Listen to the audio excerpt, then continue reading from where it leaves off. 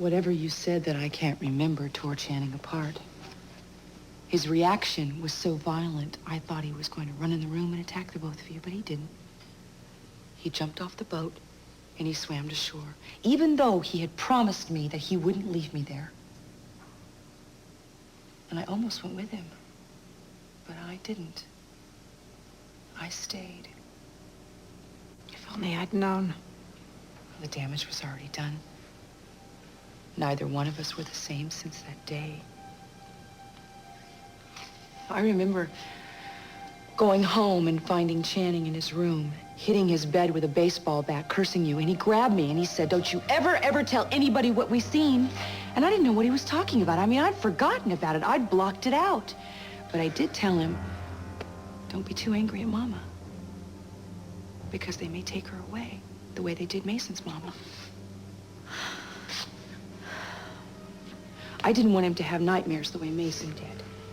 And I didn't want him to be too angry at Daddy because Daddy may not like him. You know, the way he didn't like Mason. And when you didn't come back, Channing remembered my words. Dear God. You know, he was one little boy who was not going to grow up to marry a little girl like old Mom. He just wasn't into girls, which was, I guess, foresighted of him, since she was the one who killed him. Eden, I will live with the knowledge that I've killed my own son for the rest of my life.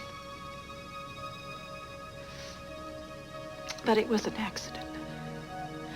If I had known he was standing there, I would have turned the gun and fired it through my own heart rather than hurt him. And I would do that now if it would bring him back. But it won't. But you're alive. And you're the person I can help. Yes, I will take all your anger because I love you so much. And I will do anything to help repair the damage I have done in any way I can. Well, then I want you to fill in the gaps. I want to know what you said that Channing heard and I didn't. I want to know what the secret was when Channing left. You said something else that didn't even involve Channing. I want to know what it was.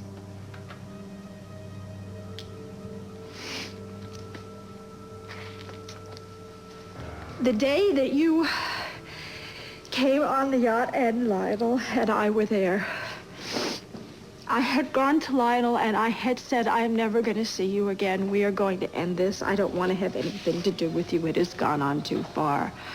I hate you. I don't want you to touch me." I couldn't understand him, and I told him that my old was his son. And he threatened me. And he told me, and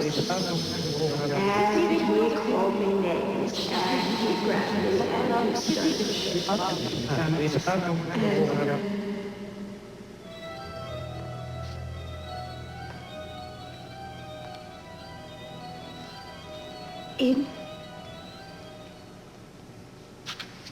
Eden, are you listening to me?